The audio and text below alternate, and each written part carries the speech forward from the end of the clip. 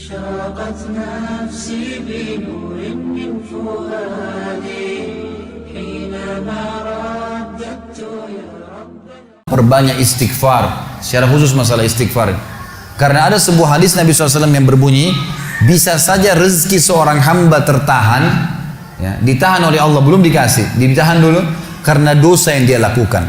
Karena dosa yang dia lakukan. Jadi dosa itu bisa menahan. Bisa saja kita mau coba masuk proyek gagal, coba istighfar kepada Allah SWT. Kan? Jadi memang ada dosa yang mengganjal, intinya begitu. Pernah ada 3 orang datang kepada Hasan Basri rahimahullah, seorang ulama tabi'in yang masyhur. Datang 3 orang ini, dan Hasan Basri ini juga terkenal dengan kesolehannya. Kalau ngomong selalu surga, neraka, rahmat dan taubat dan azab.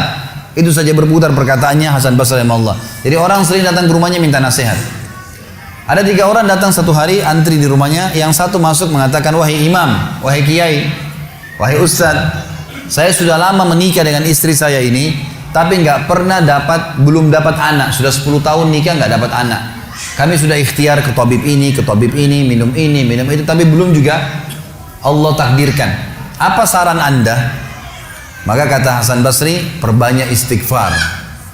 Perbanyak ya, bukan kerjakan istighfar, perbanyak. Terus lisanmu astagfirullah wa atubu ilaih, astagfirullah terus diucapin, jangan berhenti. Gitu kan.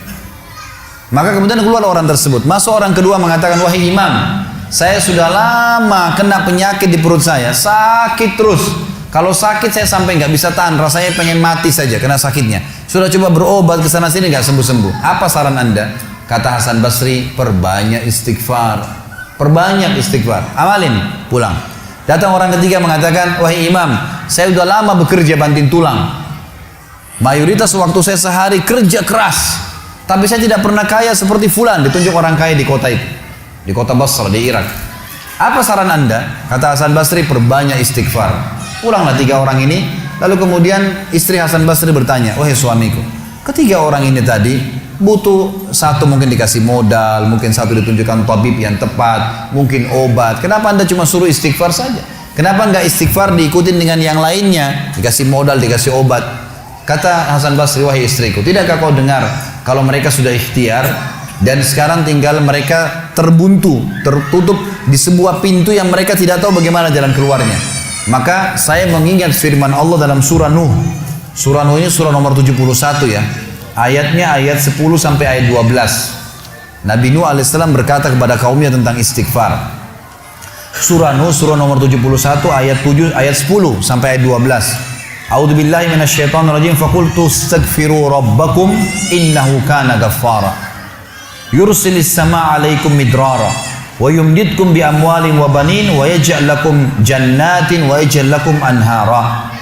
Kata Nabi, kata Allah Subhanahu wa taala, Nuh berkata kepada kaumnya, istighfarlah, minta taubatlah kepada Tuhan kalian, sesungguhnya Dia Maha menerima taubat hamba-hambanya. Manfaatnya Dia akan menurunkan untuk kalian dari langit midrara. Midrar kata para ulama tafsir bisa berarti hujan yang lebat, bisa berarti rezeki yang non-stop, terus dikasih sama Allah bertubi-tubi. Dan dengan istighfar Allah akan memperbanyak harta dan keturunan kalian, dan Allah akan jadikan kebun-kebun kalian lebat, dan Allah akan suburkan juga seluruh sungai-sungai kalian. Jadi di sini manfaat daripada istighfar. Ada kisah yang lain teman-teman sekalian, kisah Imam Ahmad rahimahullah. Imam Ahmad rahimahullah dari 4 madhab tadi, Abu Hanifah, Malik, Syafi'i dan Ahmad. Ahmad bin Hanbal muridnya Imam Syafi'i. Madhab yang keempat. Imam Ahmad rahimahullah di akhir hidup beliau ulama besar hadis. Di akhir hidup beliau pernah terlintas di benaknya untuk mendatangi sebuah kota di Irak. Kenapa ke sana nggak tahu. Pokoknya pengen ke sana gitu. Imam Ahmad pergi ke sana. Tiba di kota itu, tapi saya tidak temukan dalam riwayat ini kota apa yang dimaksud. Tiba di kota itu, Imam Ahmad tiba azan maghrib. Lihat masjid, ada satu masjid, masuk masjid itu sholat berjamaah. Orang nggak tahu dia, karena zaman dulu orang tidak ada foto, tidak tahu lihat bagaimana wajah siapa orang ini, nggak kenal. Habis sholat maghrib, Imam Ahmad duduk sedikit baca Al-Quran. Azan isya dia ikut sholat. Selesai isya, Imam Ahmad pergi ke pojok masjid, mau geletak tidur. Marbot masjidnya datang, dekatin. Wahai syekh, syekh ini dalam bahasa Arab 3 artinya. Bisa satu dari 3. Bisa orang tua, syekh. Bisa orang alim, bisa orang kaya. Gitu kan? Jadi tidak selamanya kalau antum dipanggil di Saudi syekh dianggap orang alim gitu. Bisa saja orang tua gitu kan. Dipanggil, hai syekh, orang tua maksudnya. Ngapain anda di sini? Kata Imam Ahmad, saya musafir, nggak kenal orang siapapun di kota ini. Besok pagi saya mau pergi, nggak ada tempat nginap, saya mau nginap di sini. Karena zaman dulu nggak ada penginapan-penginapan kayak kita sekarang, banyak hotel segala gitu. Kata marbotnya nggak bisa, masjid nggak boleh tidur. Kata Imam Ahmad, saya didorong-dorong keluar dari masjid. Orang ini nggak tahu kalau ini Imam Ahmad, kalau tahu mungkin diundang ke rumahnya. Ya. Tapi ini marbot, masya Allah, istiqamah nih gitu. Keluar dari masjid, ditutup pintu masjid sama dia. Imam Ahmad lihat orang yang sudah pergi, Imam Ahmad lihat ada teras masjid, tidur di teras masjid. Balik lagi marbotnya. Wahai syekh, ngapain sini? Musafir, mau tidur, nggak ada tempat nginap. Nggak bisa syekh. Teras pun nggak boleh, peraturan. Gitu kan. Ini saya bilang tadi istiqamah luar biasa nih. Imam Ahmad bilang, saya didorong-dorong ke jalanan. Dorong ke jalanan. Waktu saya lagi didorong ke jalanan, ternyata masjid bersebelahan dengan kios penjual roti. Ada satu orang penjual roti di sebelah masjid. Lalu dia mengatakan, syekh, dipanggil Imam Ahmad, silakan ke tempat saya. Imam Ahmad pun datang. Dia bilang, saya punya rumah tidak jauh dari sini, ini kios saya, ada ruangan tempat tidur saya. Silakan anda pakai nginap, besok anda mau pulang silakan. Kata Imam Ahmad menceritakan tentang keadaan dia dengan penjual roti ini. Dia bilang, ada satu perilaku penjual roti ini yang unik. Imam Ahmad tertarik dengan itu.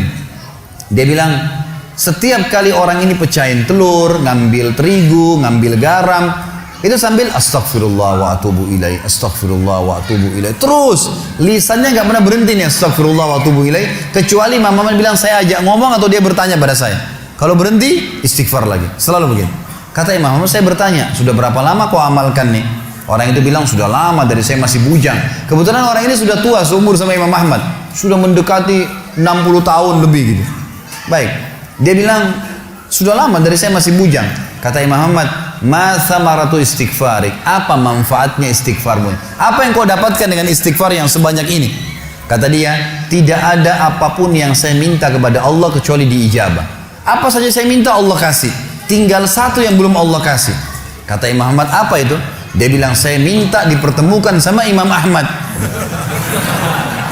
Lah ya, kisah nyata. Imam Ahmad mengatakan, Allahu Akbar, istighfarmu lah yang membuat saya datang ke kota ini, tidak tahu kenapa. Istighfarmu yang membuat marbot masjid mendorong-dorong saya keluar masjid. Istighfarmu yang mendatangkan saya ke tempat ini, tempat praktekmu, ke rumahmu. Karena saya adalah Ahmad bin Hanbal. Saya adalah Ahmad ibn Hanbal. Bagaimana istighfar teman-teman sekalian mendatangkan rezeki yang luar biasa. Permintaan apapun didatangkan. Seorang alim ulama biasa didatangin, ini malah didatangkan sama Allah ke tempat orang ini karena istighfarnya. Dari memperbanyak istighfar manfaatnya sangat besar. Hadis Bukhari kata Nabi SAW, siapa yang mulazamah selalu istighfar, Allah akan jadikan jalan keluar dari masalahnya dan Allah akan berikan rezeki dari tempat tidak disangka-sangka.